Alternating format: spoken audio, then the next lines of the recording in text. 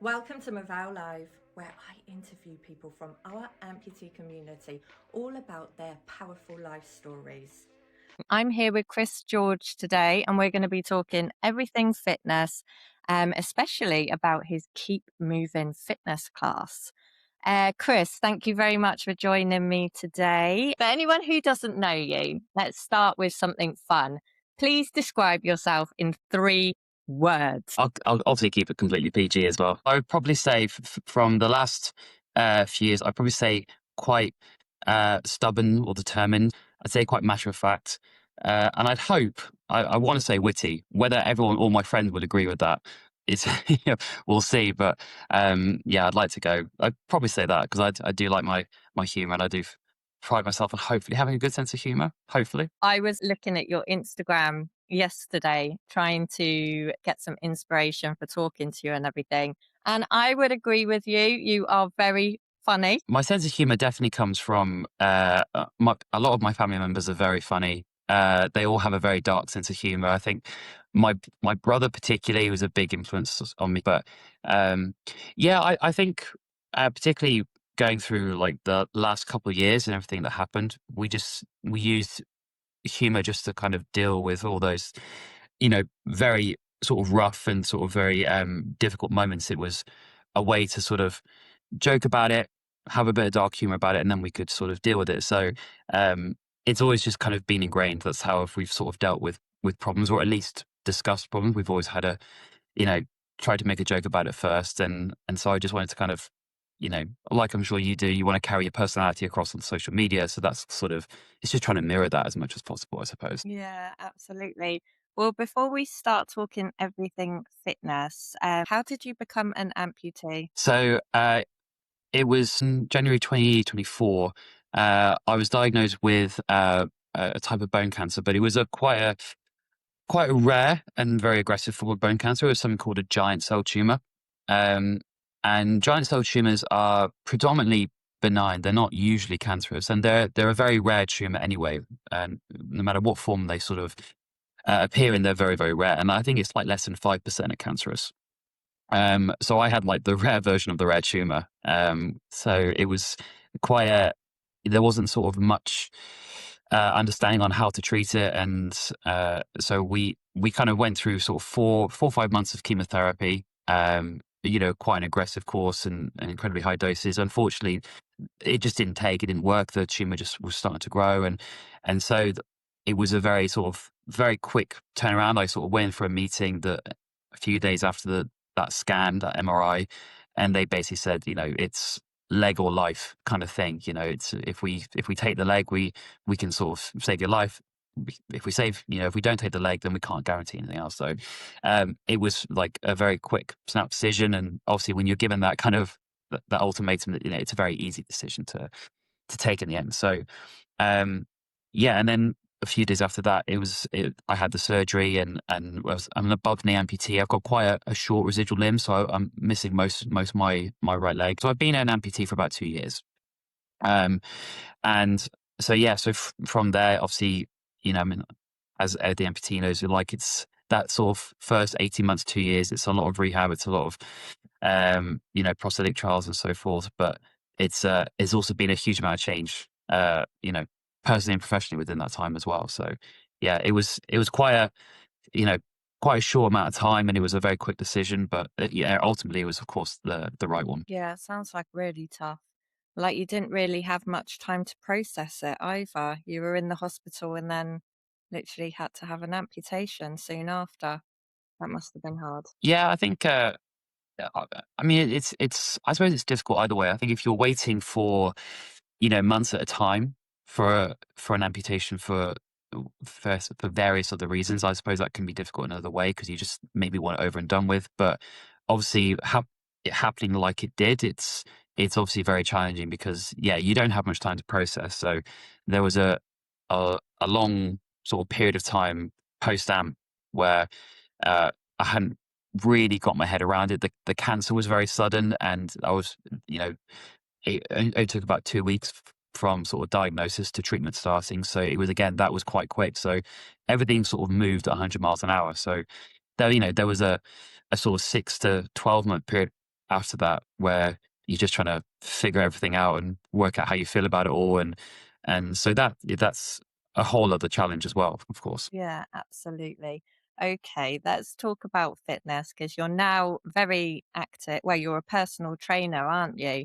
Was fitness always part of your life, or did your relationship with fitness happen after your amputation? It definitely changed a little bit after my amputation, but I've always been into sport. I've always been very active. I was always doing sports as a kid, and the last few years, it was basically doing whatever I could. I was in the gym, I was rock climbing, I was wakeboarding, I was doing all sorts of bits and pieces that I could really. Um, but I suppose I didn't really take the sort of resistance training in the gym as seriously as I do now. Um, but since I've become an amputee and decided to go down the personal training route, um, the way I train and what I'm sort of building towards is obviously very, very different. But it's always been a part of my life, and realistically, I should have probably got into fitness or into a career in fitness a little bit sooner. It was something I'd kind of considered for a long time, but put off for a few years for various reasons. You sort of get comfortable in your own career and bits and pieces like that. So um, I think the amputation kind of gave me a kick up the arse a little bit to sort of do that career change and move forward. Um, you know, it, it's always you have a bit of perspective, but I'm glad I've moved into it now. Do you feel that after your amputation, what happened? Did you see a gap in the adaptive fitness world, something that you could fulfill? Is that one of the reasons why you became an adaptive? Are you an adaptive fitness instructor or an instructor, but also specialize in adaptive fitness too? Yeah, I would say it's closer to the second one. So I'm a personal trainer, and the from a face to face perspective, I work with a whole range of clients. So I have clients from all different backgrounds. So um, because where I'm based at a CrossFit gym over in South Birmingham, uh, there's obviously a huge range of different people who come in. So it's really lovely that they are happy to work with me. They don't see me as like the sort of adaptive PT. I work with a range of clients. From the online coaching side, obviously my potential to have a bit more reach and reach out to the amputee community is obviously greater. So there's more of a focus to try and help and support amputees from around the country, or in some respects, I have some clients in America as well who I'm able to support. And so I think for me, it's having that obviously specialty more for maybe the online side, and there's some stuff that I do with some local rehab centers. But I think my big goal was it was not to be defined by it. Is I'm a personal trainer. I can work with everybody. I can show that you can train as an amputee, and you can do pretty much what anyone else can do. But I'm also I understand I'm in a very unique position that I can connect with amputees and show them how to bridge that gap. I think when you talk about was that gap in the market, I think the nice thing about social media is that it did show that there were some people out there already doing it. I mean, we've spoken about Henry Dunn, for example, who's I know a CrossFit coach. There's Amy Bream in America, who's brilliant, who I know is a really good adaptive PT. Um, but I think it's just trying to get more of that out there and show that not only you can be, an amputee and be a personal trainer, but as you're showing amputees that they can have a really good route back into fitness, they can train really well and they can live better. And it's just trying to just kind of keep pushing that message more than anything. Yeah, absolutely. So let's talk all about your Keep Moving class, which is every Monday, isn't it? You do this in association with Limbed Power Charity, but this class is also available via our Movao platform to all our Movao members in the sports community. So yeah, please tell us about it all and what this class is. What can people expect when they come and work out online with you? Yeah, so the idea behind the class it's functional strength. So we're trying to get people to build an amount of strength that's going to help them function better in daily life. So there's no floor exercises, so it's perfect for people who either are in a wheelchair still, or have limited time upon their prosthesis or moving around. So we try and make it adaptable to anyone who is preferring to work out from home, or maybe has limited access to things like the gym. So showing how you can still build that functional strength. The way we sort of structure the workouts is we try and structure it in a way that the members who are taking part can actually apply that later in the week as well. So as we're doing the workouts, we talk about how we can make use of very limited equipment, limited space, but still able to sort of build that functional strength and that confidence. So for example, being able to actually build up the strength in the upper body, because obviously as you become a lower limb amputee, you obviously have to compensate and think about functional movements every day, whether that's getting out of bed, getting out of a car, using your upper body to support you around the house. So thinking about how we can make that applicable to everyday living, and how, strength is not just for aesthetics. It's not just something that you only build in the gym. It's making that applicable to everyday life. And so we change the formats every week. So we try and introduce things to add that variety and that intensity. Some weeks we kind of go for sort of like low volume work with very light weights, because we know if we're doing home workouts, the equipment's going to be quite limited. So we might go for different formats like EMOMs, which is more like an interval kind of thing. We might go for AMRAPs, which is as many rounds as possible. Other weeks we work on core stability, because we want people to not neglect that stability work, because that's also essential for prosthetic use. So it's just keeping everything really functional, showing how you can apply it to home. And the feedback from current members has been really good. And it's been a lot of fun. Yeah, really, really enjoyed it. It's really interesting me actually, because you said there is no floor-based exercise whatsoever. So you can actually, because for me, if I work on my core, I usually do floor-based exercises. So you can actually activate the core without actually having to get up and down off the Yeah, floor. yeah, absolutely. And the idea behind it was, how do we bridge that gap between sort of either early post amputation, where people are still going to be in a chair for either most of the day or at least part of the day? How do we provide adaptation, and how do we provide exercises that still build that sort of that core stability, that base, that which is a big priority for prosthetic users, without the need to get on and off the floor? Because I think it's for some people, particularly if maybe you're a little bit younger, getting on and off the floor isn't maybe as much of a concern. You might find that a little bit easier. But if you're maybe a little bit older or a little less confident, or whatever it might be, we need to have those adaptations in place. So there's lots of different things that we do.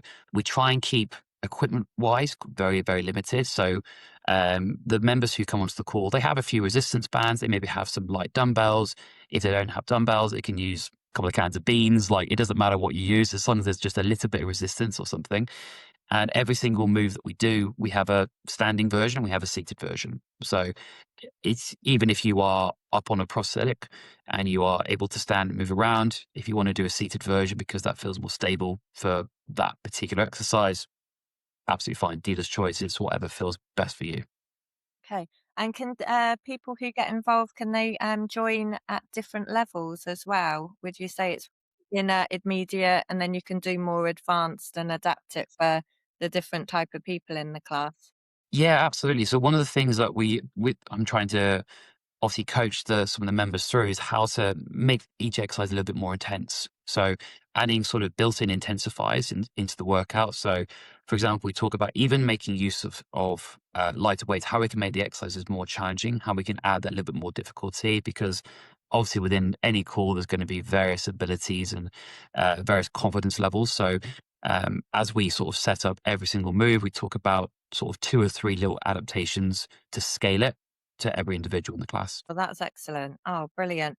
What do you think are some of the biggest barriers that you see from our, say, amputee and disability communities when it comes to starting fitness routine after their life-changing injury? I think there's a few things, obviously, and everything is going to be dependent on the individual. I think um, one of the biggest problems I think we have at the minute is bridging that gap between rehab and regular activity. Okay, we're now going to get back into regular activity. There's obviously a disconnect there, because it needs to be a little bit more of a gradual process. I remember when I first did it, it was a lot of trial and error. It was a lot of sort of figuring out, okay, what can I do? What can't I do? How much can I push it? And how hard can I work? And then it's kind of trying to teach amputees how to transition from one to the other and do it without any sort of risk of injury and do it quite seamlessly. So I think that's one issue. I think the other one is it's keeping, I would say, expectations and standards quite high. I think it's very easy for amputees to, or I think, and this is from my own experience, I think it's very easy for us to kind of back out of certain things because we think it's going to be too difficult. And I think it's showing amputees that actually you are very, very capable of doing a huge amount, no matter what kind of training or what activity looks like for you. It's not sort of beating yourself up mentally and sort of putting an extra barrier in the way, saying, well, I've seen this person do that, but I can't do it because, and it's almost like using it as an excuse. And I think that's one of the messages that I'm trying to put out on Instagram, which is just don't be defined by it. Like, don't be defined by the fact you've lost a limb. There are solutions. There are ways you can still train really hard and live really well. So I think there's getting that sort of mindset shift, I think is quite important.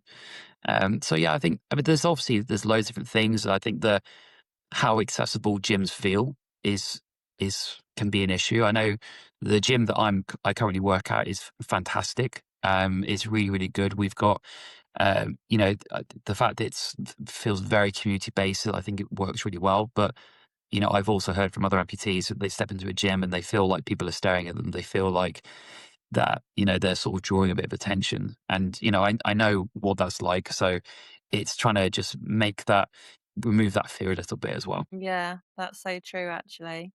Also, what you were saying before then about, I've been an amputee my entire life, and sometimes there's certain new exercise moves, and I instantly say, I can't move like that. I can't do this.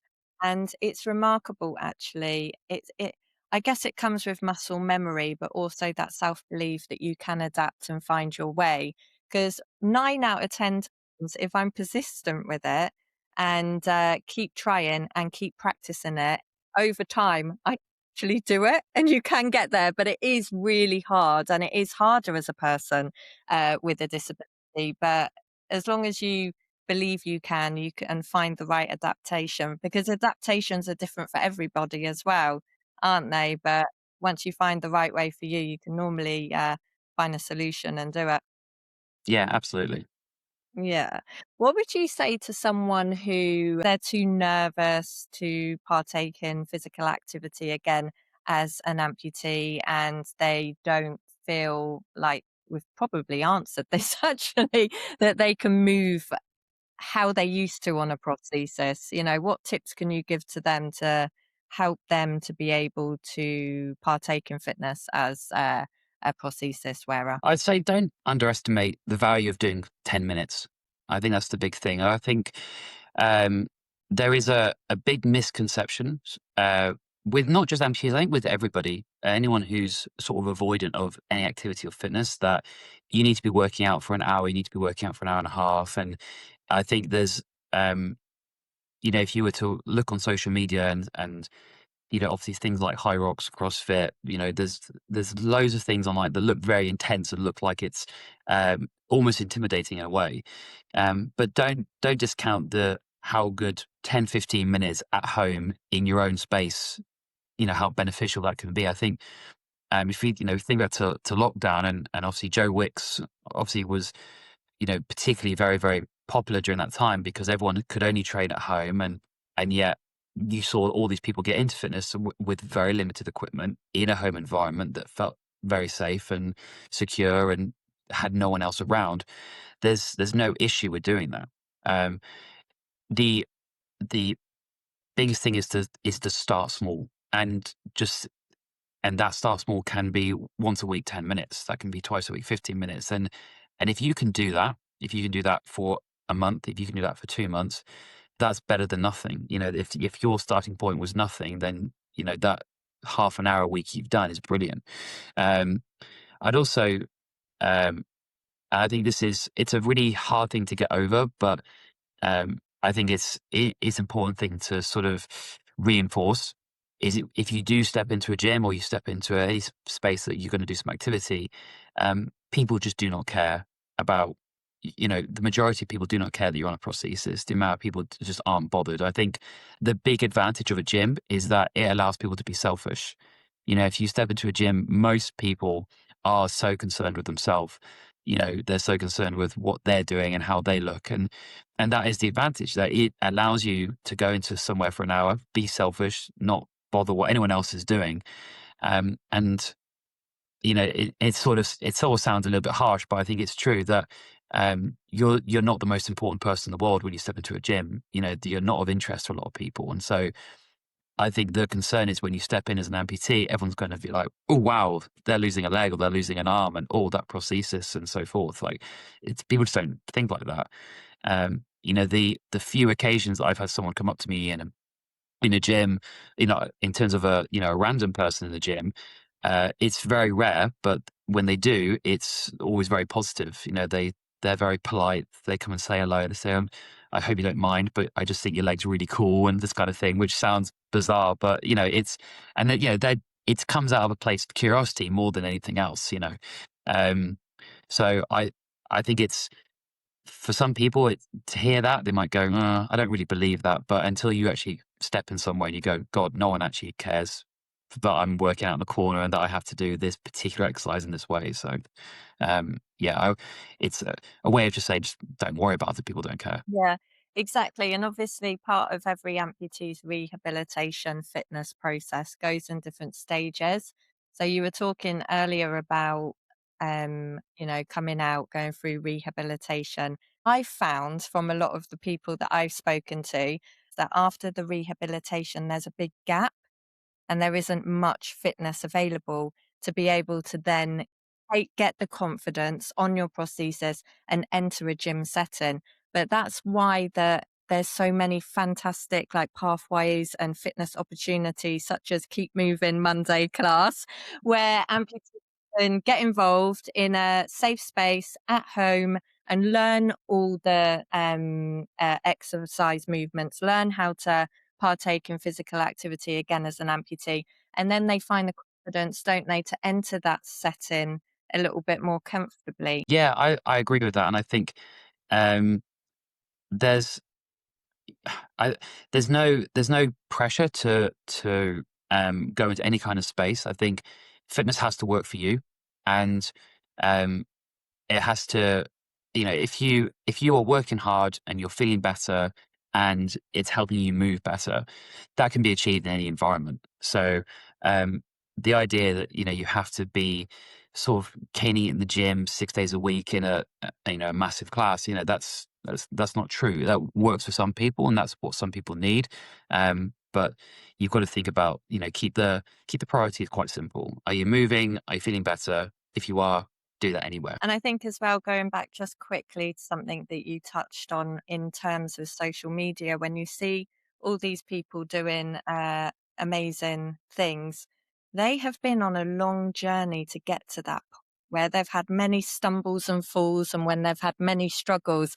And that's them at their end goal.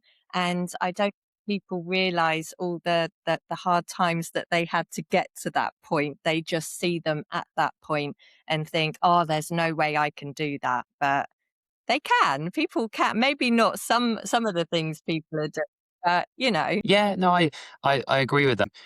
I think it's important to highlight failures as much as anything. Um, I'm sure many people watching this will do the same. That when I had my amputation, I was immediately on social media looking at different people who, from Mark Ormond, who's a triple amputee, he's an amazing guy, to Amy Bream and other people who are, from Luke Tarrant and Millie Pickles and all these kind of people that you sort of see on social media.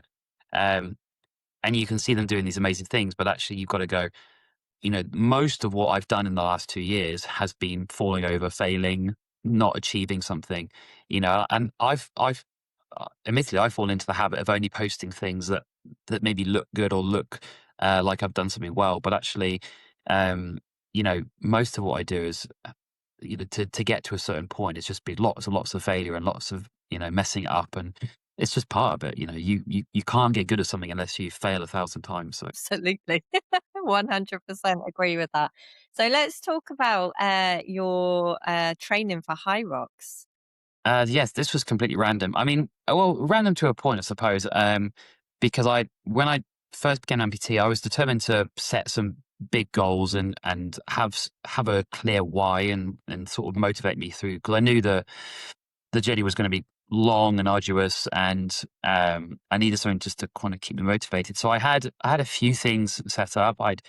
I wanted to take part. I wanted to do a Tough Mudder, so that was the first sort of big event that I did. And I went and did a Tough Mudder a few months ago, and I did a CrossFit Open. And so then once I did those kind of couple of things, it was like, okay, what's the next thing? And the gym that I work at, it just so happened around the same time that the previous High Rocks coach at the gym had left, and they offered me the opportunity to take the classes on and become the High Rocks coach at the gym, which was like, yep, that's brilliant. That's a really good.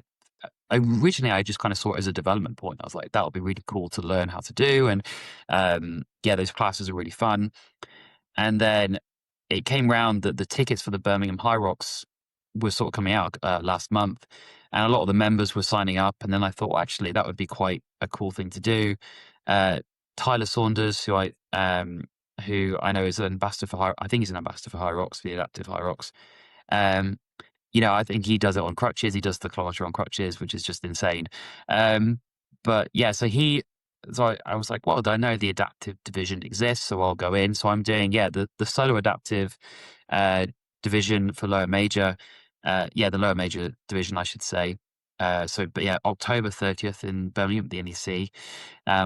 Just currently, that's how I kind of got into it. So all the training now is based around that. So there's a lot of conditioning and a lot of very grueling sessions, it's been fun because it's been different. I haven't really trained in this particular way before, but I'm looking forward to it. And it'll be obviously very, very difficult, but hopefully good fun. Yeah, absolutely. Wish you the very best of luck with that. To finish, could you please share 3 motivational adaptive fitness tips for our Movao community? So I would say prioritize core stability work. I think everything stems from stability. So whether that's floor exercises, whether that's stuff with from a chair or bands, I think the more time you can devote to that, the better.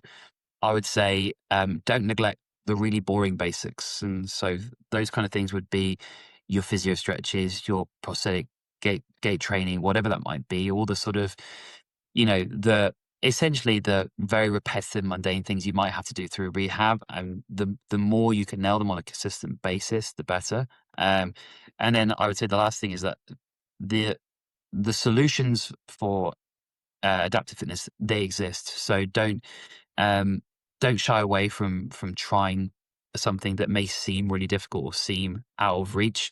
The solutions, the adaptations are absolutely there, and they will continue to get better as more emphasis is kind of put on adaptive fitness. So keep your standards high, keep your expectations high, because those solutions are there. Thank you so much, Chris. That was such wonderful advice. Just to let everybody know, again, a reminder that you can join Chris every Monday via Movao for his Keep Moving fitness class, 10 o'clock every Monday UK time.